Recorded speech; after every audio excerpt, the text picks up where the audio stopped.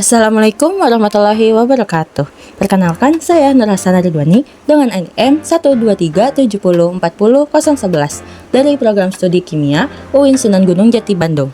Kali ini saya akan mempresentasikan poster mengenai identifikasi mikroplastik dan efisiensi penghilangnya di instalasi pengolahan air minum Dago Pakar Bandung dengan fokus pada risiko mikroplastik terhadap lingkungan dan kesehatan manusia. Mikroplastik tuh apa sih? Nah, mikroplastik ini merupakan partikel plastik berukuran kurang dari 5 mm yang berasal dari dua sumber utama, yaitu mikroplastik primer dan mikroplastik sekunder.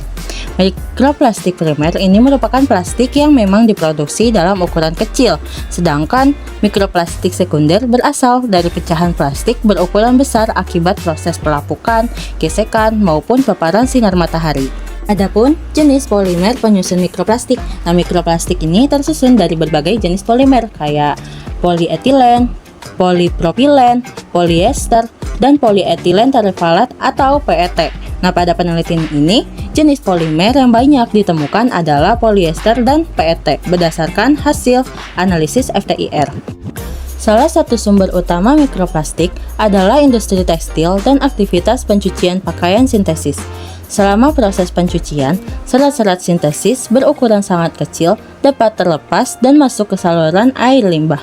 Selanjutnya, mikroplastik tersebut terbawa menuju sungai dan akhirnya masuk ke instalasi pengolahan air minum bersama air baku yang digunakan.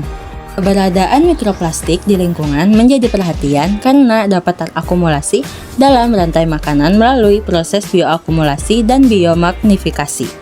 Selain itu, mikroplastik juga berpotensi menyebabkan iritasi sel, peradangan, gangguan hormon, dan berbagai risiko kesehatan lainnya apabila masuk ke dalam tubuh manusia melalui konsumsi air maupun makanan yang terkontaminasi.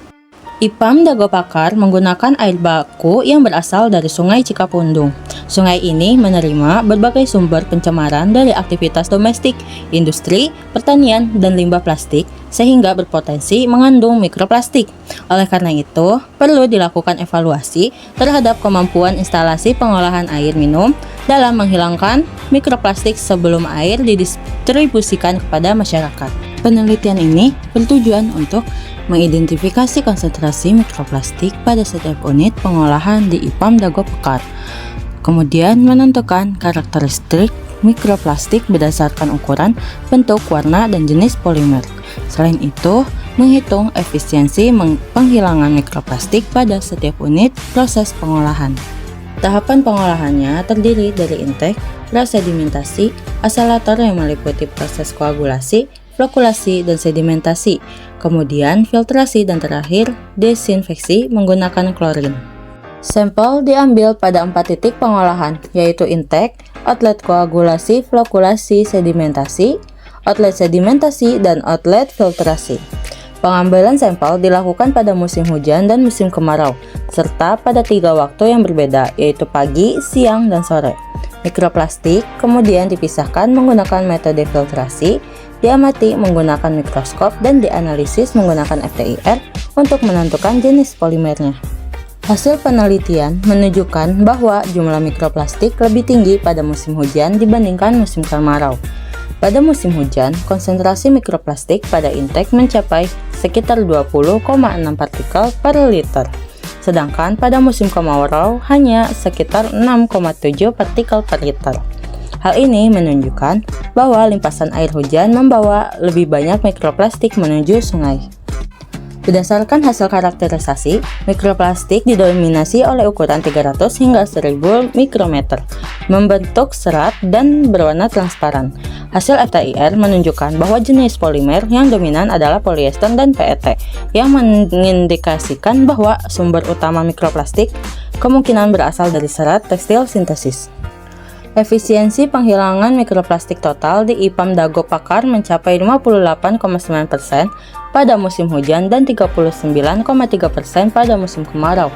Hal ini menunjukkan bahwa meskipun proses pengolahan mampu menurunkan jumlah mikroplastik, sebagian partikel masih dapat lolos hingga tahap akhir pengolahan.